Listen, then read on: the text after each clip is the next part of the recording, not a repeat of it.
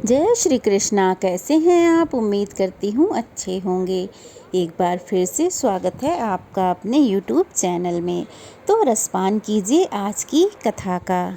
ब्रह्मादि देवताओं की स्तुति से भगवान सूर्य नारायण बहुत ही प्रसन्न हुए और उन्होंने ब्रह्मा, विष्णु और महादेव को अपनी अखंड भक्ति तथा अपना अनुराग प्राप्त करने का वर प्रदान करते हुए कहा, हे विष्णु, आप देव, दानव, यक्ष, राक्षस, गंधर्व आदि सभी पर विजय प्राप्त कर अजय रहेंगे। संपूर्ण संसार का पालन करते हुए आपकी मेरे ऊपर अविचल भक्ति बनी रहेगी। ब्रह्मा भी इस जगत की सृष्टि करने में समर्थ होंगे और मेरे प्रसाद से शंकर भी इस संसार का संहार कर सकेंगे, इसमें कोई संदेह नहीं। मेरी पूजा के फलस्वरूप आप लोग ज्ञानियों में उत्कृष्ट ज्ञान प्राप्त कर लेंगे।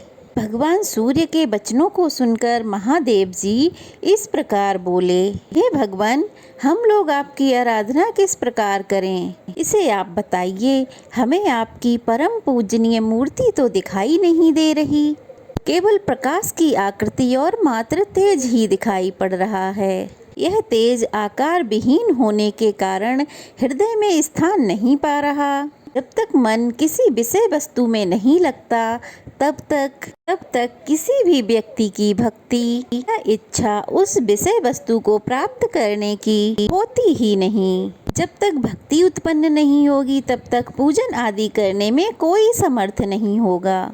इसलिए आप साकार रूप में प्रकट होइए, जिससे कि हम लोग उस साकार रूप का पूजन, दर्शन, अर्चन कर सिद्धि को प्राप्त करने में समर्थ हो सकें। तब भगवान सूर्य कहने लगे, महादेव जी, आपने तो बड़ी उत्तम बात पूछी है। अब आप एक चित होकर सुनिए। इस जगत में मेरी 4 प्रकार की मूर्तियां हैं, जो संपूर्ण संसार को व्यवस्थित करती हुई सृजन, पालन, पोषण तथा संहार आदि में प्रत्येक समय संलग्न रहती हैं। मेरी प्रथम मूर्ति राजसी मूर्ति है, जो ब्राह्मी शक्ति के नाम से प्रसिद्ध है। वह कल्प के आदि में संसार की सृष्टि करती है। दूसरी सात्मी की मूर्ति विष्णु रूपिणी है, जो संसार का पालन और दुष्टों का विनाश करती है।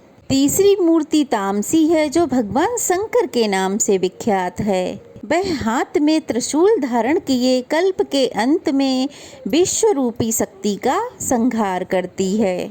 मेरी चौथी मूर्ति सत्व आदि गुणों से अतीत तथा उत्तम है और वह स्थित रहते हुए भी दिखाई नहीं पड़ती।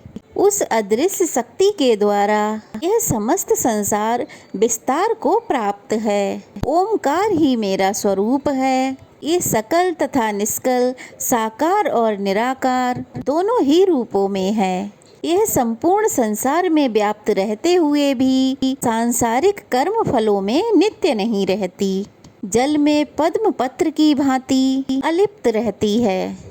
यह प्रकाश आप लोगों के अज्ञान को दूर करने तथा संसार में प्रकाश करने के लिए उत्पन्न हुआ है। अब आप लोग मेरे इस निर्लिप्त रूप की आराधना करें।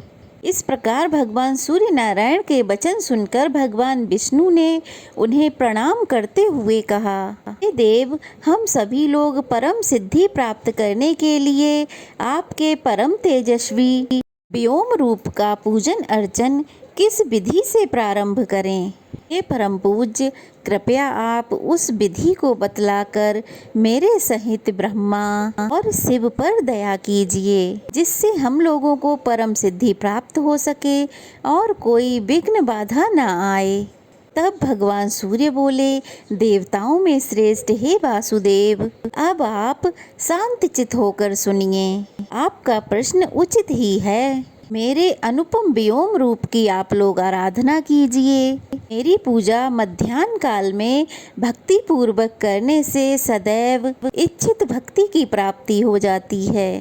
भगवान सूर्य के इन वचनों को सुनकर ब्रह्मादि देवताओं ने प्रणाम करते हुए कहा, हे देव, आप धन्य हैं।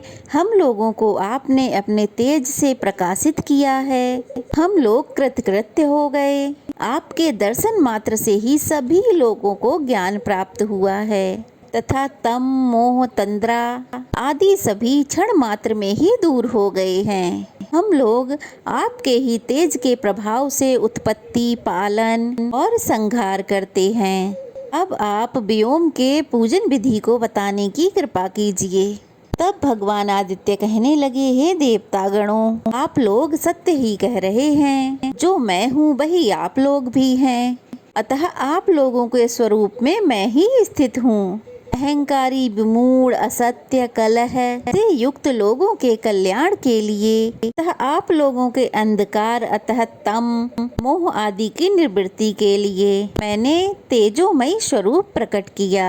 इसलिए अहंकार, मान, दर्प आदि का परित्याग कर श्रद्धा भक्ति पूर्वक निरंतर अब आप लोग मेरी आराधना करें। इससे मेरे सकल निष्कल उत्तम रूप का दर्शन प्राप्त होगा और मेरे दर्शन से सभी सिद्धियां भी प्राप्त हो जाएंगी। इतना कहकर भगवान सूर्य देवताओं के देखते देखते अंतर ध्यान हो गए। भगवान भास्कर के तेजस्वी रूप का दर्शन कर ब्रह्मा, विष्णु और शिव सभी आश्चर्यचकित होकर परस्पर कहने लगे, यह तो अदिति पुत्र सूर्य नारायण हैं। ये महातेजस्वी, लोकों को प्रकाशित करने वाले सूर्य नारायण हैं। इन्होंने हम सभी लोगों को महान अंधकारी रूपी तम से निवृत्त कर दिया है। अब हम अपने अपने स्थान पर चलकर इनकी पूजा करें, जिससे इनके प्रसाद से हमें सिद्धि की प्राप्ति हो। उस व्योम रूप की श्रद्धा भक्ति पूर्वक पूजन करने के लिए ब्रह्मा जी पुष्कर क्षेत्र में, भगवान विष्णु सालग्राम में और शिव जी गंधमादन पर्वत पर चले गए। वहाँ महान दर्प तथा अहंकार का परित्याग कर ब्रह्मा जी 4 कोण से युक्त व्योम की, भगवान विष्णु चक्र में अंकित व्योम की और शिव अग्नि रूपी तेज से अभिभूत व्योम की पूजा करने लगे। ब्रह्मादि देवता गंधमाला, नृत्य, गीत, दिव्य सहस्त्र वर्षों तक सूर्य नारायण की पूजा कर उनकी अचल भक्ति और प्रसन्नता प्राप्ति के लिए उत्तम तपस्या में लीन हो गए। सुमंतु मुनि बोले, हे राजन, देवताओं के तप से प्रसन्न होकर वे एक रूप में ब्रह्मा के पास, एक रूप से शंकर के पास तथा एक रूप से विष्णु के पास गए और अपने चतुर्थ रूप से रथारूढ़ होकर आकाश में भी स्थित रहे। भगवान सूर्य ने अपने योग बल से उन्हें पृथक पृथक दर्शन दिए। दिव्य रथ पर आरूढ़ सूर्य देव ने अपने अद्भुत योग बल से देखा कि चतुर्मुख ब्रह्मा जी कमल व्योम की श्रद्धा भक्ति से नतमस्तक होकर पूजा कर रहे हैं। यह देखकर ब्रह्मा जी से सूर्य देव ने कहा, हे सुरश्रेष्ठ, देखो मैं वर देने के लिए उपस्थित हूँ। यह सुनकर श्री ब्रह्मा जी हर्ष से प्रफुल्लित हो गए और हाथ जोड़कर उनके कमल मुख को देखकर अति विनम्र भाव से प्रणाम कर बोले, हाथ जोड़कर बोले, देवेश, आप प्रसन्न हैं तो मेरे ऊपर कृपा कीजिए। हे देव, आपके अतिरिक्त मेरे लिए अन्य कोई कृति नहीं है। ब्रह्मा जी की बात सुनकर सूर्यदेव बोले, जैसा आप कह रहे हैं उसमें विचार करने की कोई बात नहीं। हे ब्रह्मा जी, आप कारण रूप से मेरे प्रथम पुत्र के रूप में उत्पन्न होइए। अब आप वर मांगिए, मैं वर देने के लिए ही आया हूँ। यह सुनकर ब्रह्मा जी कहने लगे, हे प्रभु, अगर आप मुझ पर प्रसन्न हैं तो मेरे लिए उत्तम वर दीजिए जिससे मैं सृष्टि कर सकूं। भगवान आदित्य कहने लगे, हे जगतपति चतुर्मुख ब्राह्मण, आपको मेरे प्रसाद से सिद्धि प्राप्त हो जाएगी और आप इस जगत के सृष्टिकर्ता होंगे। तब श्री ब्रह्मा जी कहने लगे, हे जगन्नाथ, मेरा निवास किस स्थान पर होगा? भगवान सूर्य कहने लगे, जिस स्थान पर मेरा महत व्योम रंग से युक्त उत्तम रूप रहेगा वहीं कदम रूप में आप नित्य स्थित रहेंगे। पूर्व दिशा में इंद्र, अग्नि कोण में सांडली शुत अग्नि, दक्षिण में यम, नैऋद्य कोण में नैऋद्धि, पश्चिम में वरुण और वायव्य कोण में वायु तथा उत्तर दिशा में कुबेर का निवास रहेगा। ईशान कोण में शंकर और मध्य में विष्णु का निवास रहेगा। ब्रह्मा जी कहने लगे, देव, आज मैं कृतकृत्य हो गया। जो कुछ भी मुझे चाहिए था वह सब मुझे प्राप्त हो गया। सुमंतु मुनि बोले, राजन, इस प्रकार भगवान सूर्यदेव ब्रह्मा जी को वर देकर उनके साथ गंधमादन पर चले गए। वहाँ उन्होंने देखा भूत भावन शिव तपस्या में संलग्न हैं। वे तेज से युक्त व्योम का पूजन कर रहे हैं। इस प्रकार शिवजी के द्वारा पूजन अर्चन को देखकर भगवान भास्कर प्रसन्न हुए। फिर इससे आगे जो कुछ भी हुआ उसका वृतांत आप अगले अध्याय में अवश्य सुनिएगा। ये कथा कैसी लगी कमेंट बॉक्स में बताइएगा। अच्छी लगी हो तो एक लाइक और एक शेयर अवश्य करिएगा, और नए हैं तो प्लीज़ चैनल को सब्सक्राइब भी कीजिएगा और चैनल को शेयर कीजिएगा ताकि ज़्यादा से ज़्यादा लोग ये पावन पवित्र कथाएं सुन पाएँ, उनका आनंद उठा पाएँ। तो चलिए फिर मिलते हैं, तब तक के लिए जय श्री कृष्णा।